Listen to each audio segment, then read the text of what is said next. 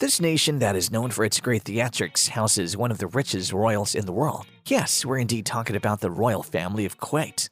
This country comes with its fair share of golden brown dunes and beautiful cityscapes and houses, the House of Sabah.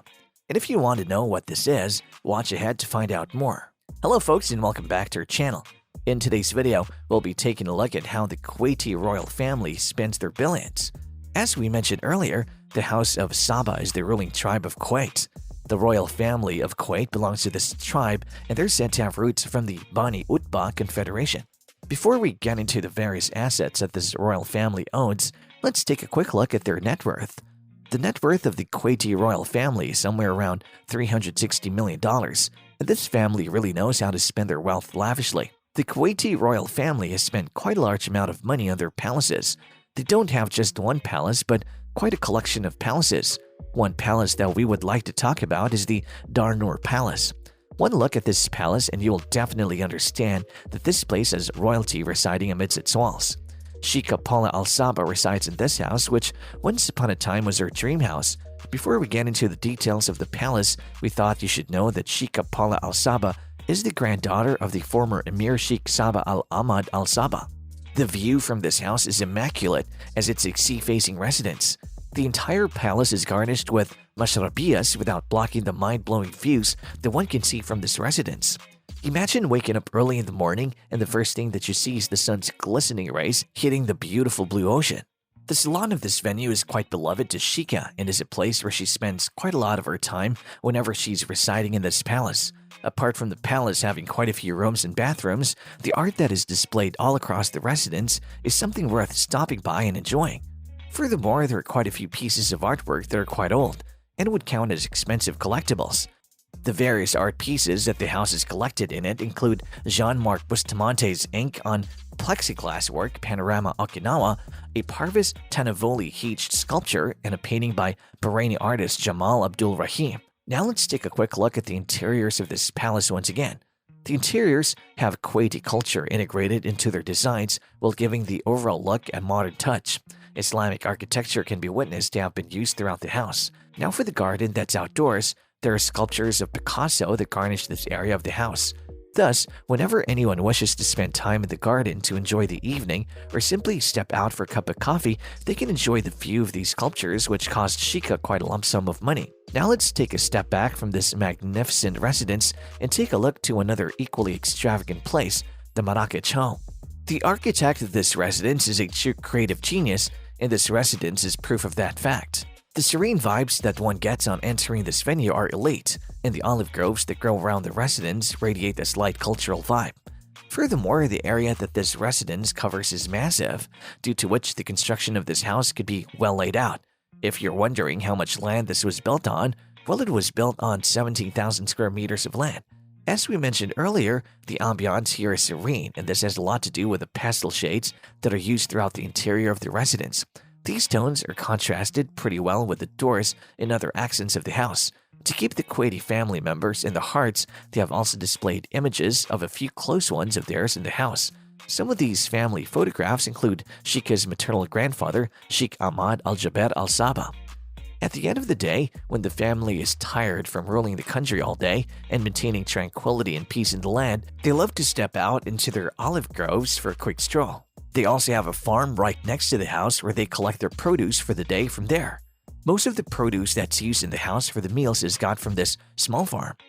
On the other side of the residence, there's a small lake which is the perfect place to sit and unwind after a long day. Well, all this comes at a price, and the price for such extravagance is a whopping $3 million. The next palace that we're going to take a look at is the Bayan Palace. This palace is in fact the main palace of the current Emir of Kuwait. In the year 1986, the palace was ready to be housed by royal members, and following that it became more of a presidential palace. Various important events are held here, including various conferences such as the Arab League Conference. The palace also comes with its own ground in which a tent was set up 23 decades ago. The Emir tent was set up on these grounds in the year 1991. The palace also has its own tennis court as well as a beautiful garden. There also happens to be a cinema inside the palace. Most of the residences of the royals are garnished with expensive paintings, and so is this palace. There is jewelry worth millions of dollars that's kept safely in this palace. Cars are also assets that the royal family loves to splurge on. Quite a few of these luxury cars that are owned by the royals are customized to the needs of the royal buying them. Though we don't exactly have a list of the cars that the royals own, we however have heard of a rumor that has stated that Nasser Al-Muhammad Al-Sabah bought an $888,888 Porsche 911 Turbo S. Another place where you can definitely find cars worth millions in Kuwait is the Historical Vintage and Classic Cars Museum.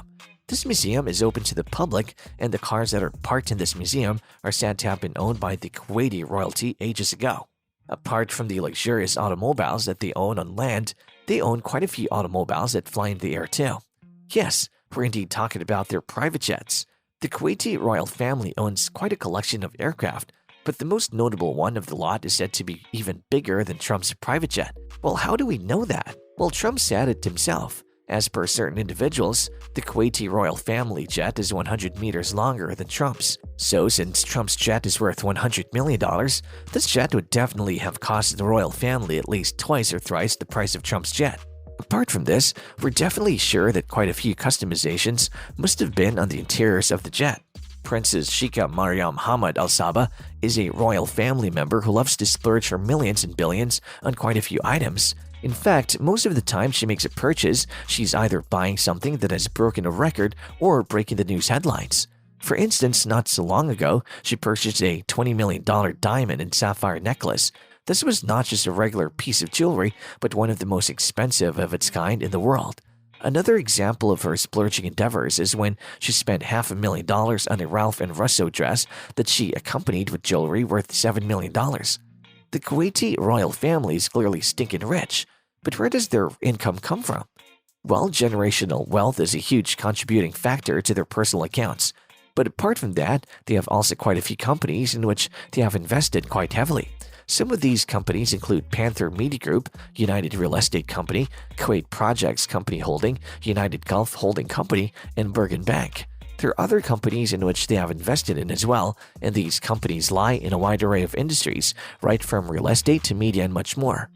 But it's also necessary to shine a light on the kindness that this family shows towards the less fortunate. They have helped out the victims of the Syrian humanitarian crisis and did so by hosting 3 conferences to shed light on it. Now, that is all we have time for today. So, we shall see you in our next video. Do support our channel by dropping this video a like, hitting the bell icon, and subscribing to our channel. Bye guys, and see you soon.